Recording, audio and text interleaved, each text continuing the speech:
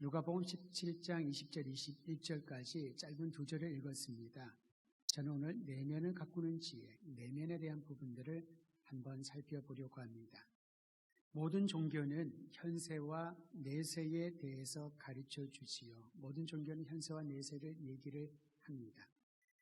하물며 무교라고 스스로를 칭하는 분들도 내세에 대해서는 막연하나마 의식을 하고 있습니다. 어느 누구도 현세의 삶으로 끝난다라고 생각하지는 않지요. 그게 습관적이든 깊은 사고에서 나온 것이든 신앙의 표출이든 현세와 내세에 대하여 있다라는 것을 인정을 합니다. 인간이 직면하고 있는 것은 현실입니다. 하지만 여전히 내세에 대한 관심이 지대하지요. 특히 목회자로 주님 섬기면서 새 생명이 태어나는 그러한 기쁨도 누리지만은 한 생명 이 땅에서의 연수를 마무리하고 하나님이 부르실 때에 세상을 떠나는 장례 예식을 집례할 때가 참 많이 있습니다. 얼마 전 어떤 선배 목사님의 친구분이 제가 수요 예배 때 한번 말씀드린 것 같은데요. 목회를 20여 년 하면서 자기가 결혼 주례를 많이 했는지 장례 예식을 집례를 많이 했는지 한번 헤아려 보았다는 그런 얘기를 드린 적이 있지요. 저도 그 얘기를 듣고 와서 한번 헤아려 보았더니 저는 자료를 다 놔두거든요. 장례 예식에 쓰였던 위로 예배부터 시작을 해서 입간 예배, 하간 예배, 화장 예식 다 제가 갖고 있는데 헤아려 보았더니요. 아니나 다를까 저도 예외는 아니었더거든요. 결혼 예식을 주례하는 것보다도 장례 예식을 집례하는 그러한 빈도수가 더 많이 생기게 됩니다. 그런데 장례 예식을 진행할 때마다 슬픔에 잠겨있는 유족들을 위로하는 것이 참 중요한 일 아니겠습니까? 그런데 장례 예식을 집례할 때마다 제가 다시 한번 마음에 다짐하고 도전을 받는 것은 만약에 천국 소망이 없다면 우리 주님이 주신 내세에 대한 그리고 그 내세를 현세에서 맛볼 수 있는 이 놀라운 영적 경험이 없다면은 얼마나 허무할까? 어떤 말로 위로가 될 수 있을까? 사랑하는 이를 떠나보내고 그 허전함을 어떤 말로 어떤 행동으로 대신할 수 있을까? 시간이 지난다고 잊혀지진 않잖아요. 여전히 마음에 사부치는 것이 가족 간의 정리요, 사랑하는 이를 먼저 떠나보낸 사람의 아픔일 것입니다.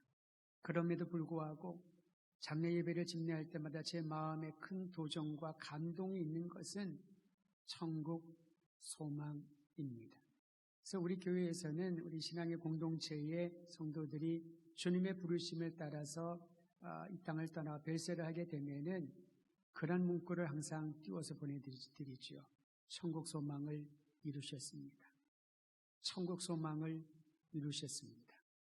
그저 현실을 살면서 막연하나마 내세에 대한 관심 정도가 아니라 우리가 이 땅을 살아가면서 가지고 있는 소망은 천국, 곧 예수께서 전하신 하나님 나라의 소망을 품고 살기 때문에 때로는 아쉽고 때로는 그리움에 사무치고 때로는 슬퍼 눈물을 흘리며 애곡할지라도 그것이 희망이 없는 사람의 눈물이 아니라 희망을 가지고 흘리는 눈물이기에 큰 의미가 있다라는 것입니다. 성경의 배경인 이스라엘 백성들의 그들의 삶을 살펴보면은 그들의 면면에는 천국에 대한 소망이 깔려 있었습니다. 천국에 대한 소망을 가지고 있었다는 거죠. 그런데 그들이 갖고 있었던 천국에 대한 소망은 다양한 형태로 표출되었습니다. 오늘날 우리도 마찬가지처럼 보입니다.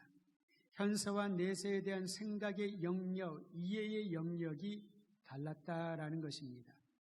1세기 예수께서 이 땅에 오셨을 때에 유대 공동체를 4등분으로 딱 자를 수는 없습니다만은 4개의 대표적인 신앙의 사조가 있었습니다. 신앙의 사조가 있었습니다.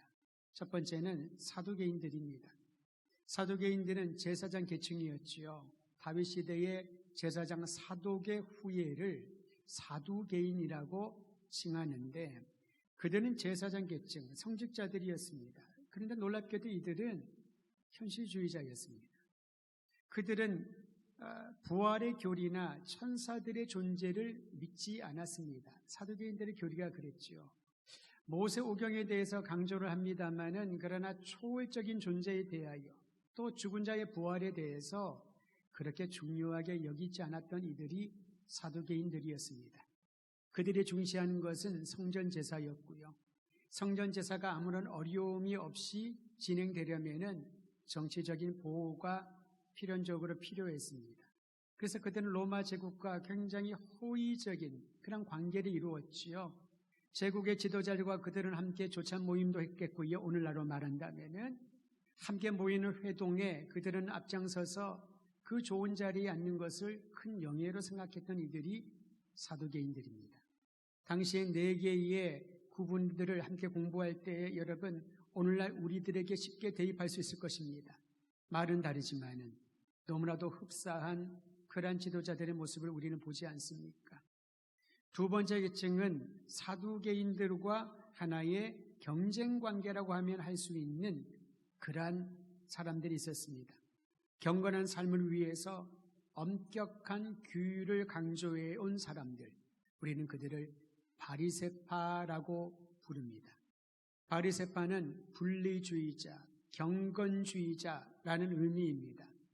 19세기의 경건주의 운동과는 조금 다른 형태지요. 그들은 경건하게 하나님 앞에 경건하게 살기 위하여서는 모든 율법이 요구하는 규정들을 철저하게 지켜야 된다라고 생각했던 이들입니다. 이 바리새파 운동의 시작은 성직자들이 아니라 평신도들로부터 일어난 그러한 운동이었는데 예수님 시대에 사두개파 사람들보다 바리새파 사람들이 월등하게 숫자가 많았습니다. 그럴 수밖에 없지요. 제사장은 아무라되는 것이 아니라 레위지파 혈통만 됐기 때문에 숫자가 바리새파보다는 적었습니다. 그들은 사두개파와는 달리 천사의 존재도 인정을 하고요. 부활에 대한 교리도 인정을 하고 신학적으로는 조금 더 열려있는 이들이었지만은 매우 엄격한 율법주의자들이었습니다. 그들의 내세관은 넓었습니다. 그러나 자신들의 생각의 범주를 벗어나면은 한치 오차도 없이 단호하게 잘라버리는 것이 바리새파의 엄격주의였지요. 세 번째 그룹이 있었습니다. 그들은 세속과 단절하고 금욕을 실천하면서 다른 이들과 다른 남다른 모습을 보여주는 이들이었습니다. 그들을 에세네파라고 말을 합니다. 세례 요한이 에세네파에 가깝습니다. 그는 모든 걸 누릴 수 있었지만은 다 내려놓고 광야로 들어갔지요. 낙타의 털옷을 입고 메뚜기와 석청을 음식으로 삼으면서 금욕주의에 빠져서 이렇게 구별된 삶을 살아야 사람들이 누리는 쾌락을 단절하고 이렇게 구별된 삶을 살아야지만 빛의 자녀로서의 명목을 보일 수 있다라고 생각했던 에세네파들이 있었습니다. 그들에게 있어서는 내세도 중요했지만은 현실에 있어서 금욕주의적인 삶을 강조했었지요. 마지막 네 번째 그룹은 열혈당이라고 합니다. 예수님의 12제자 중에 시몬이 그런 열혈당에 속해 있었지요. 그들은 무력을 동원해서라도 수단 방법을 가리지 않고 천상의 나라를 이 땅에 세우는 그것을 비전으로 삼고 있었습니다. 어떤 수단 방법 가리지 않더라도 겉으로는 자유와 독립이었지만은 신학적인 측면에서는 천국을 지상에 세우고자 하는 그러한 꿈을 가지고 열심히 살았던 이들이 열혈당이었습니다. 사두개파와 바리새파와 에세네파와 그리고 열혈당은 각기 다른 입장과 방법을 사용했지만은 내세에 대한 천국에 대한 소망을 그들은 나름대로 가지고 있었던 것이지요. 그들을 향하여 다양한 생각을 갖고 있는 이들을 향하여 예수님께서는 공생애를 시작하시면서 이 두 마디를 선포하셨습니다. 회개하라. 하나님 나라가 가까이 왔다. 좀 전에 언급했던 네 그룹의 사람들이 말했던 것과는 전혀 다른 차원입니다.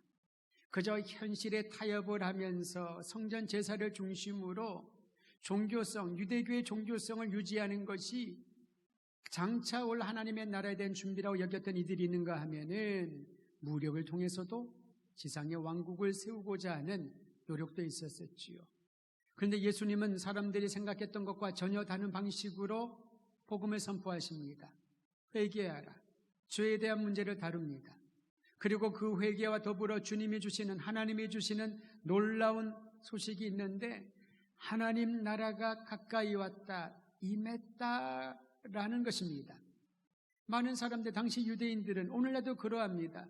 하나님 나라는 임하는 것보다도 우리가 죽으면 가는 나라, 또는 추상적이고 막연한 어떤 내세의 영역이라고 생각을 하지 않습니까? 그런데 예수님이 선포하신 이 메시지는 하나님 나라가 가까이 왔으니 회개하라. 즉 회개하고 죄에서 돌이켜야지만 이 땅에 임하신 하나님의 나라를 경험하게 될 것이다 라고 선포해 주셨습니다. 그리고 오늘 본문에 보면 여러분, 우리에게 임한 하나님의 나라, 예수님이 오심으로 임한 하나님의 나라가 어디에 있는지를 주님은 이렇게 말씀하십니다. 하나님 나라가 너희 안에 있느니라. 자, 이 말씀을 조금 더 세부적으로 살펴보려고 합니다. 본문을 보면 바리새인들이 예수님이 전파하신 하나님 나라에 대하여 논증을 펼치고 있습니다. 바리새파는 하나님 나라에 대하여, 영적인 존재에 대해서 교리적으로는 인정했던 이들이지요. 그러나 그들에게 있어서는 하나님 나라 백성이 되려면은 율법의 규정들을 철저하게 지켜야 한다. 이것이 전제 조건이었습니다. 그들이 예수님께 와서 하나님 나라는 언제 올까요? 하나님 나라가 임하는 시점에 대하여 질문했습니다. 예수님의 제자들도 굉장히 궁금했던 부분이 이거지요. 하나님 나라가 언제 올까요? 예수님 말씀하시기를 하나님 나라가 임했다 그러는데 그 하나님 나라는 어디에 올까요? 여러분, 교회사에 보면은 오늘날도 그러합니다만은 이단 사이비들이 공통적으로 목소리 외치는 메시지가 있습니다. 천국이 어떤 시간에, 특별한 시간에, 특별한 장소에 임한다는 것이지요.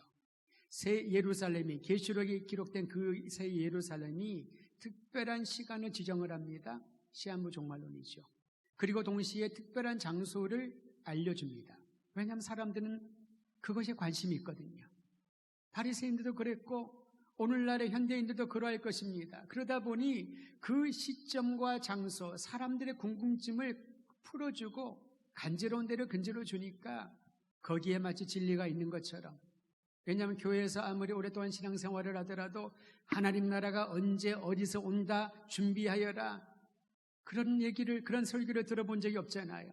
성경을 아무리 읽어보아도 누가 속 시원하게 말해주는 사람은 없습니다만은 이단 사이비 교주들은 얼마나 담대한지 명확하게 얘기를 합니다. 지금부터 몇 년 뒤에 어느 장소에서 올 것이다. 예수께서 재림할 것이다. 또는 내가 예수가 재림 예수이다. 그런 허탄한 얘기를 하던데 사람들은 자신이 궁금증을 풀어줬다는 것 때문에 미혹되어 끌려가는 경우들이 얼마나 많이 있습니까? 바리새인들도 율법에는 정통했을지 모르지만은 하나님 나라에 대해서는 막연하고 무지한 사람들로 보입니다. 그러니까 이런 질문하지 않을까요? 언제 하나님의 나라가 임하겠습니까? 하나님 나라를 현세와 구분되는 특별한 공간, 이분법적인 생각이지요. 그렇다 보니까 내 삶과는 무관한 하나님 나라에 대하여 생각을 하게 됩니다. 우리 공사를 하면서 몇몇 팀들이 들어와서 문도 이제 새로운 자동문을 달게 되고요. 오늘 여러분 자동문이 너무 깨끗하다고 해서 유리가 없는 줄 알고 그냥 지나치면 안 되겠습니다. 꼭 누르셔야 문이 열립니다. 어떤 분은 앞에서 가만히 서 계시는데 저희는 센서를 안 달았거든요. 아무리 서 있어도 문이 안 열립니다. 열려라 참깨, 그래도 안 열립니다. 손으로 눌러야 열립니다. 왜냐하면 얘기를 들어보니까 바람이 세면은 센서가 작동해서 문이 자꾸 열린대요. 고양이가 지나가고 동물이 지나가도 센서가 작동해서 문이 열리기 때문에 저희는 달지 않았는데 여러분 참조하시고 꼭 문을 누르셔야 열리는 겁니다. 이 누르는 것을 통해서 한번 적용해 보는 것은 저는 그런 생각을 합니다. 천국 문이 열리려면은 바로 이처럼 내가 문이다, 내가 양의 문이다라고 하는 예수님의 손을 딱 붙잡아야 문이 열리지 않겠습니까? 저의 적용입니다. 저는 교회를 들어오면서 출입문을 들어오면서 그런 여러 가지 생각들을 혼자 한번 생각해 봅니다. 그냥 들어오는 것이 아니라 계단을 올라오면서 저 높은 곳을 향하여 찬양을 한번 해봅니다. 계단을 내려가면서 주님의 낮아짐을 한번 생각해 봅니다. 왜 자꾸 그런 생각을 할까요? 혹여나 내 마음 가운데 무의식 가운데서라도 주님을 조금 더 생각하고 싶은 그러한 마음이지요. 어쨌든 공사하는 팀들이 오는데 오늘 차단기 설치하러 한 팀이 왔습니다. 이런저런 얘기를 하다가 거의 작업이 끝난 다음에 한 분이 저에게 그 설명을 해준다고, 어떻게 작동하는지 설명을 해주다가 이분이 저한테 갑자기 물어보지도 않았는데 이런 얘기를 합니다. 제가 목사님들 많이 알고 교회들을 많이 안대요. 냄새가 좀 나요. 그래서 교회 다니시나요? 신앙생활 하고 계시나요? 그랬더니 21년 전까지 교회를 열심히 다니다가 지금은 안 다니고 있대요. 그래서 왜 그러셨습니까? 라고 물어봤더니 딜레마가 왔대요. 고민이 생겼대요.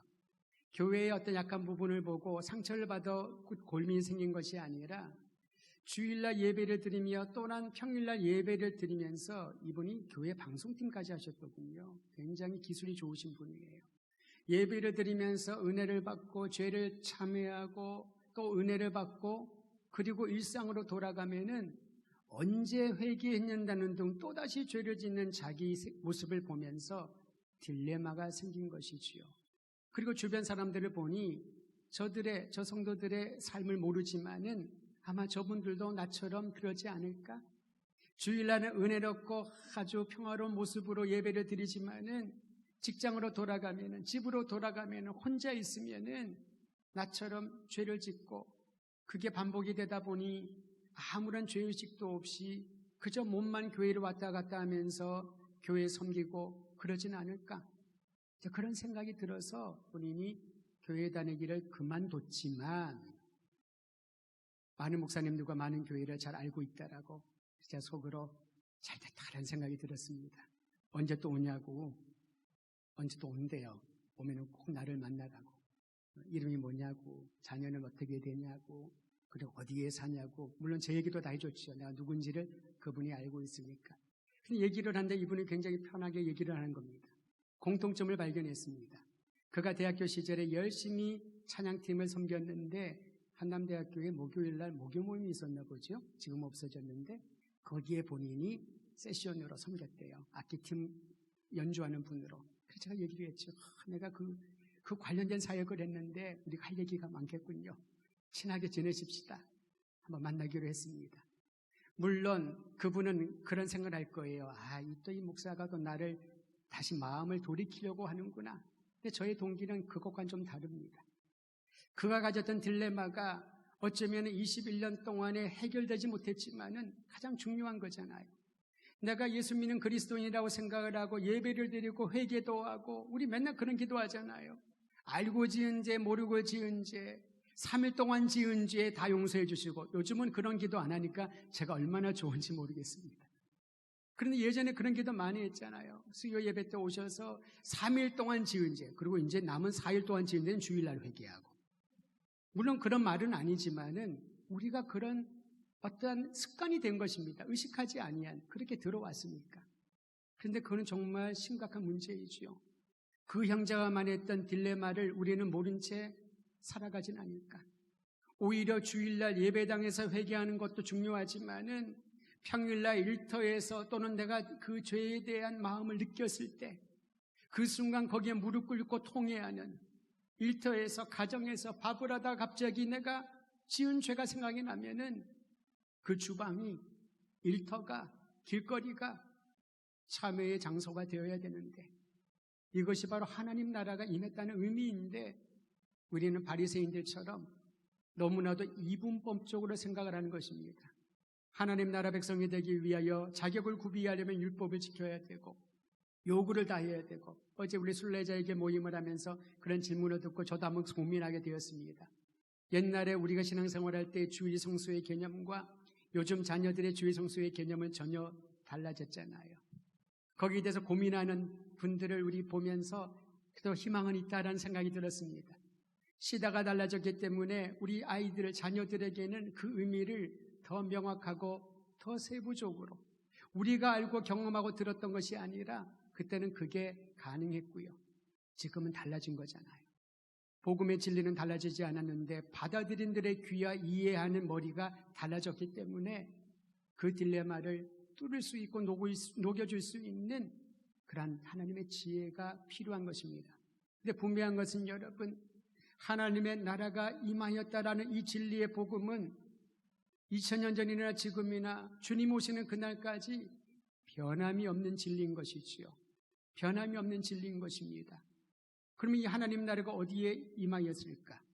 우리가 갖고 있는 관심은 시점과 또 장소와 사람들에게 내가 영적인 지식을 너희보다 더 많이 알고 있다라고 과시하고 무엇인가 보여줄 수 있는 그러한 것들이겠지만 예수님이 전하신 메시지는 매우 단순했습니다. 우리 함께 누가복음 17장 20절 21절 오늘 본문인데요. 짧으니까 한 목소리로 같이 한번 읽어보도록 하겠습니다. 같이 읽도록 합니다. 시작.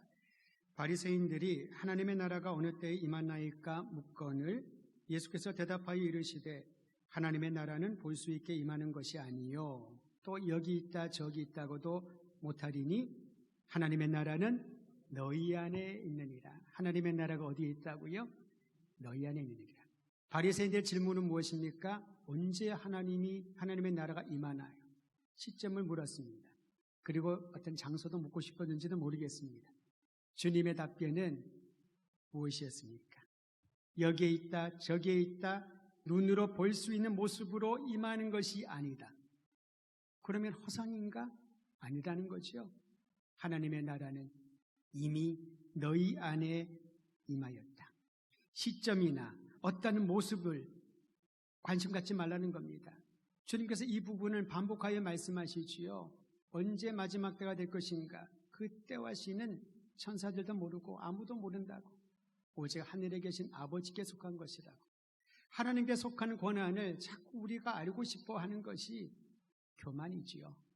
하나님께서 알려주지 않으신 것을 자꾸 억지로 그 베일을 뜯어가지고 열어보려고 하는 것이 우리의 욕망이지요.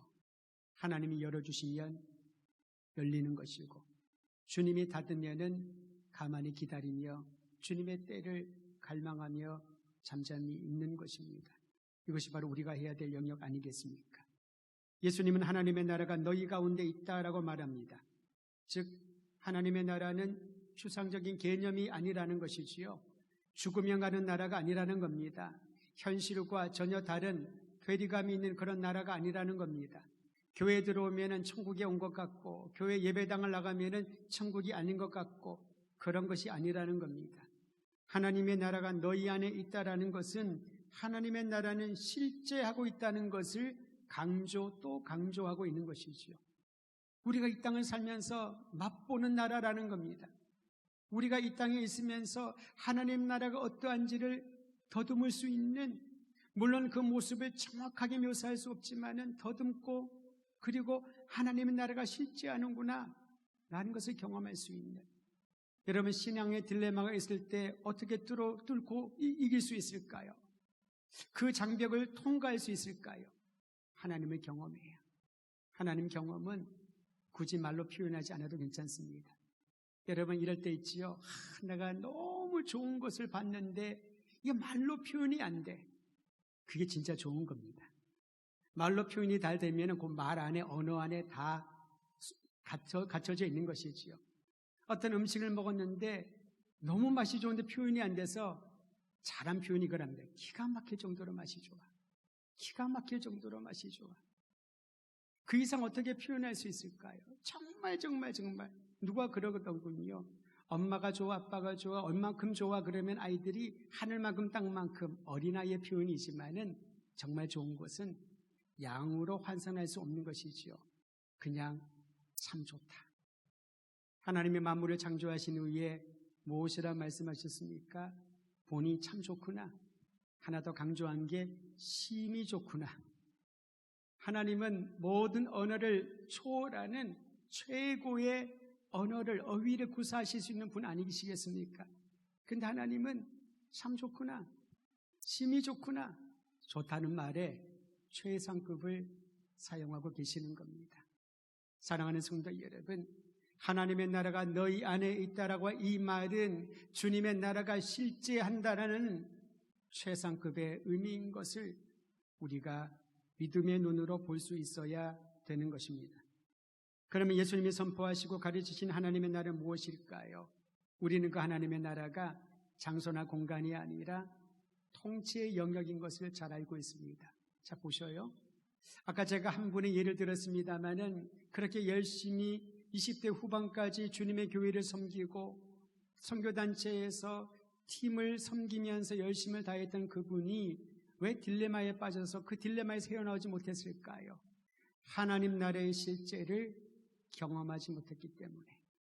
우리도 마찬가지입니다. 왜 신앙의 딜레마에서 빠져나오지 못할까요? 하나님 나라의 실제가 나와는 무관하게 여겨지기 때문에 그렇습니다. 복음서를 읽을 때에, 사복음서를 읽을 때 여러분 하나님 나라 또는 천국에 집중하여 읽어보십시오. 예수님의 제자들인 사도들이 선포했던 복음의 메시지는 하나님 나라를 중심으로 한 그 나라를 이루어 주신, 그 나라를 도래하게 하신 예수님의 십자가와 부활, 재림의 약속이 사도들의 전도 내용의 핵심입니다. 그러면 예수님은 무엇을 전하셨을까요? 하나님 나라가 실제한다. 그저 막연한 것이 아니라 이분법적으로 세상과 전혀 다른 나라. 그렇기 때문에 하나님 나라에 들어가기 위해서 뭔가 노력을 해야 되는 그것을 요구하지 않는다는 것입니다. 임했다는 것은 선물로 주어졌다라는 거지요. 우리가 율법을 지키고 공로를 쌓아가지고 열심을 다해서 하나님 나라에 들어갈 티켓을 얻는다면은 이렇게 살아서는 안 될 것입니다. 그런데 하나님께서 우리를 아시기에 우리의 공로가 아닌 주님이 선물로 내려주신 거지요. 그것을 받아들이면. 저는 성경 구절 다 좋지만 그 중에 이 말씀이 너무 좋습니다. 요한복음 1장 12절에 보면 영접하는 자, 영접하는 자. 이게 무슨 말일까요? 그리스도 이름을 믿는 자를 영접한다고 합니다. 영접하는 것과 그 이름을 믿는 것은 같은 의미이지요. 하나님의 자녀가 되는 권세를 주셨으니 천국의 자녀가 되는 하나님 나라의 백성이 되는 하나님 나라의 영원한 주권을 갖게 되는 그러한 특권을 주셨으니 하나님의 선물이라는 것이죠. 저는 우리 모든 믿음의 형제와 자매들이 주님이 선물로 주신 하나님 나라의 실제를 날마다 경험하며 예배당에 있든지 가정에 있든지 일터에 있든지 운전하며 길을 가든지 아니면 홀로 산책을 하든지 때로는 즐거워하든지 슬퍼하든지 건강하든지 병약한 상태에 있든지 그곳에 우리 가운데 내 안에 거하시는 하나님 나라의 놀라운 능력을 날마다 경험하시기를 주의 이름으로 축원드립니다. 하나님 나라가 임하면 추악한 죄를 발견하고 주님께로 돌이켜 참여하게 되는 겁니다. 하루에 몇 번 죄를 회개해라. 그래서 제가 회개될까요? 그렇지 않습니다. 하나님의 나라가 내 안에 임하면은 내 안에 있는 죄가 너무나도 밝게 보여줘서 견디지 못합니다. 여러분 어떤 분들은 내 방에 지저분하고 막 쓰레기와 먼지가 투성인데도 눈 감고 안 보려고 하는 사람이 간혹 있지요. 답답한 노릇입니다. 정상적인 사람이라면 쓰레기를 보면은 죽게 되고요. 지저분하면 정돈하게 되는 것이 일반적이고 정상적인 사람입니다. 집안이 지저분하고 온갖 쓰레기로 가득 차 있는데 치울 생각도 안 하고 있다면은 뭔가 좀 정신적인 문제가 있거나 어떤 면에서의 조금 다른 각도로 접근해야 되지 않을까 싶습니다. 더러운 것을 보면 치우고 싶어 합니다. 분뇨들을 보면은 피해 다니거나 또는 조금 더 나가면은 흙을 파서 치워야 되지 않겠습니까? 하나님의 빛이 임하면은, 하나님의 나라가 임하면은 죄를 참회하고 주님 앞에 돌이키게 된답니다. 하나님의 나라가 임하면은 영원한 구원의 소망을 갖고요. 하나님의 나라가 임하면 주님의 마음과 뜻을 알고 따르게 됩니다. 그저 눈만 봐도 그 사람의 마음이 무엇인지를 알아챌 수 있다면은 얼마나 행복한 관계일까요? 하나님의 나라가 임하면 주님이 싫어하는 일은 안 하고 싶어하고 주님이 좋아하는 일을 하고 싶어하는 마음이 듭니다. 우리가 반대로 살지 않나요? 내가 하고 싶은 일은 내가 죽어도 하고 싶은데 하나님이 예스라고 안 하시니까 못하고 입이 툭 튀어나와 있다가 하나님이 하라고 하는 일은 어찌하든지 빼고 안 하려고 도망치다가 끌려서 억지로 하면서, 그런데 하나님의 나라가 임하면은 정반대 현상이 나타나게 됩니다. 주님이 싫어하는 일은 거절하게 되고 주님이 좋아하는 일을 하게 된다라는 것이지요.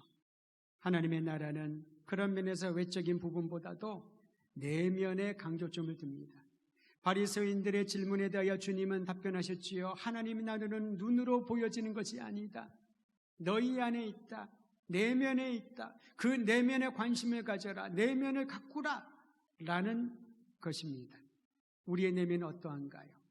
사도 바울은 로마서에서 우리의 내면이 어떠한지, 하나님을 내 인생에서 밀어낸 사람들의 마음에 어떠한 것들이 들어있는지를 그 목록을 이렇게 적어 놓았습니다. 제가 그 중에 얼마만 읽어드릴게요.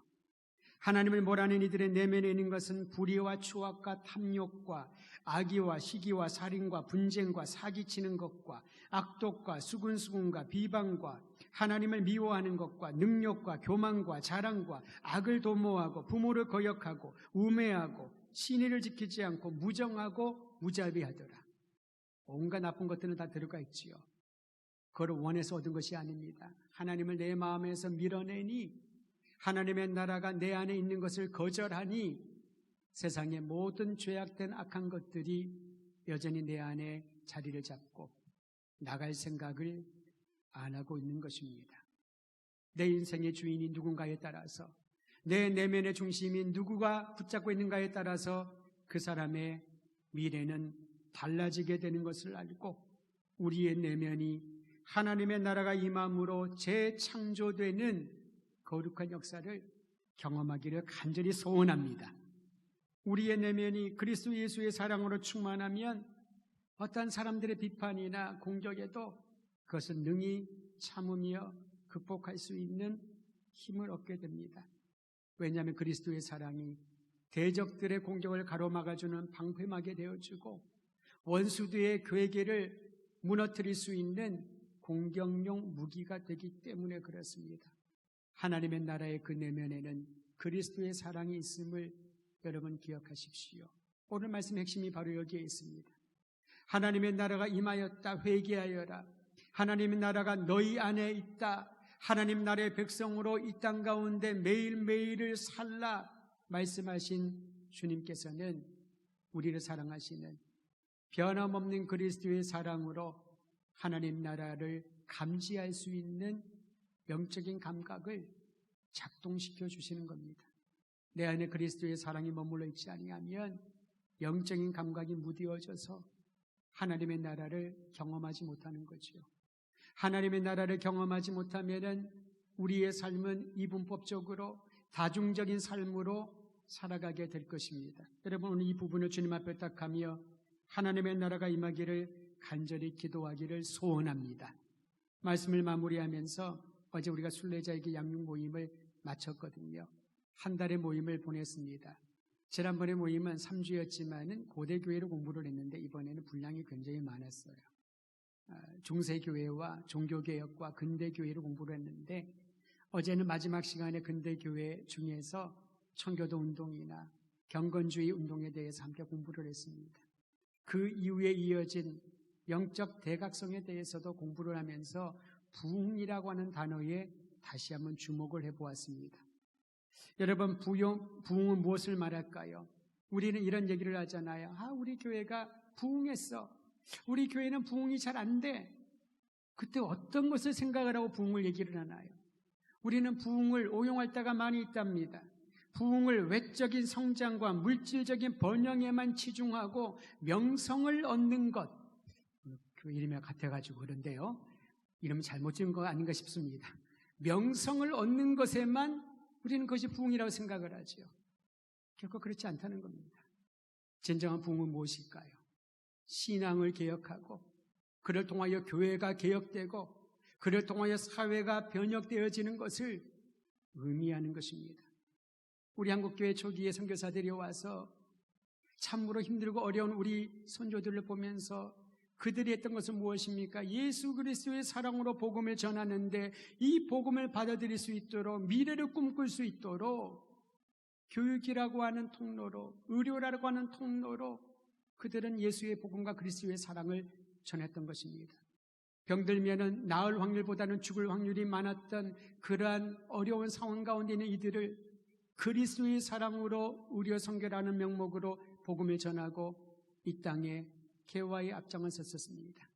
일제강점기에 있을 때 독립에 대한 열망을 잊지만 힘이 없어서 애쓰고 목숨 바쳤던 우리 선조들과 함께 손에 손을 잡고 전 세계에 조선의 독립이 얼마나 필연적이고 얼마나 하나님이 기뻐 원하시는 것인지를 외치면서 함께 독립을 위하여 싸워주었던 그들은 그리스도의 사랑으로 이 땅에 우리와 함께 살았던 형제여 자매인 것이지요. 그것이 바로 교회인 겁니다. 그것이 바로 부흥인 것이지요.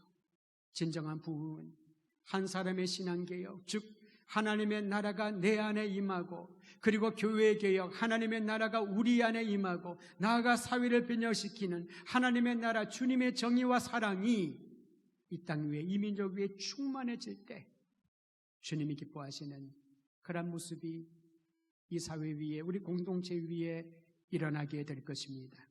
그리스도의 사랑으로 사회를 섬기며 변혁시키는 주역이 더드림 교회 성도들이 되기를 주의 이름으로 축원드립니다. 하나님의 말씀의 빛 안에서 나를 살피고 바로 세우며 교회를 거룩하고 주님 보시기에 합당한 교회로 세워질 수 있도록 분투할 때 우리 안에 거하시는 하나님의 나라를 세상에 보여주는 역할을 감당하게 될 것입니다.